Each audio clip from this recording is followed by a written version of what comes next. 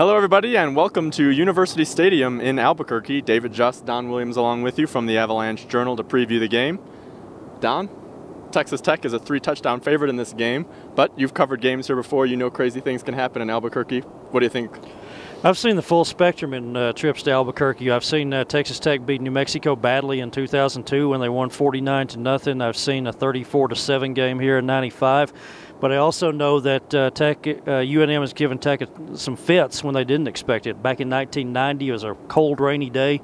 34-32, Tech got out of here with a field goal at the end, and then the 27-24 game where New Mexico upset Tech back in 2004. That was a good Tech team that went on to win the Holiday Bowl that year, and they couldn't get out of here with a victory. Now, the difference though is I think a couple of those New Mexico teams were pretty good, and this New Mexico team I'm kind of skeptical has much going for it since they've lost 24 out of their last 26. And Tech coming off a week 2 bye, they're going to be playing 11 straight games now, starting with this one against New Mexico. Does that help them or hurt them coming off that bye? Well, I think it helps them going into this weekend. Long term, it may not be the best thing because you don't like to play 11 weeks in a row the way teams tend to get banged up. But what we've really seen though is this is a team that's had almost really 6 weeks of practice, and they've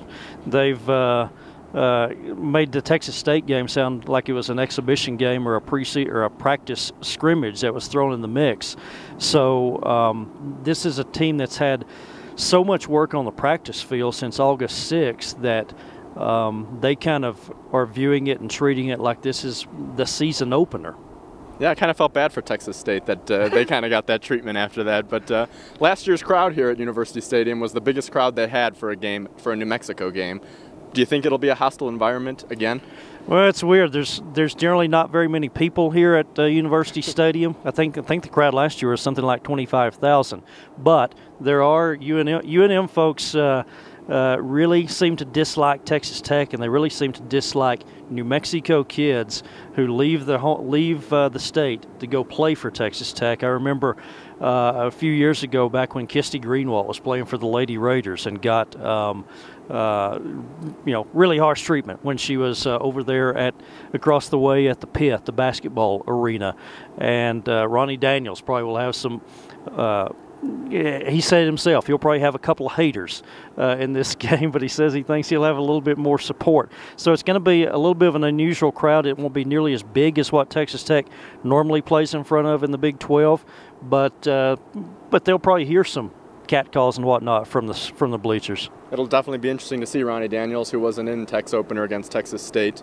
But New Mexico lost their opener to Colorado State, gave up 9 sacks, fumbled the ball 6 times. Didn't do any of that in their next game, even though they lost 52-3 against Arkansas. Do you think they'll make another big step against Tech? Well, we've heard that from both camps this week. That they went from 9 sacks allowed to 0 sacks allowed last week. They went from 3 turnovers to no turnovers. It's kind of been a mantra from both camps, but that's because they've had very little else to hang their hats on other than that. I mean, bottom line, this was a team that still got waxed 52-3 by Arkansas last week, and they haven't shown much offensively in particular. And the other thing is New Mexico's defensive backs last week at Arkansas, their coaches charged them with 17 missed tackles. And so a guy like Darren Moore or Alex Torres, some of the other Tech receivers, UNM DBs could really have their hands full with. If you could pick one key to the game, what is it for Tech? They should win this game handily. I think the bigger thing is more just progress toward where they want to get. So I think keys will be, Seth Dagey having another comfortable game. He had no interceptions last game. Good for him if he can kind of keep that up. And also they want to limit the turnovers. They only lost 1 fumble against Texas State, but they put the ball on the ground 4 times. Tommy Tuberville's kind of harped on that with this team.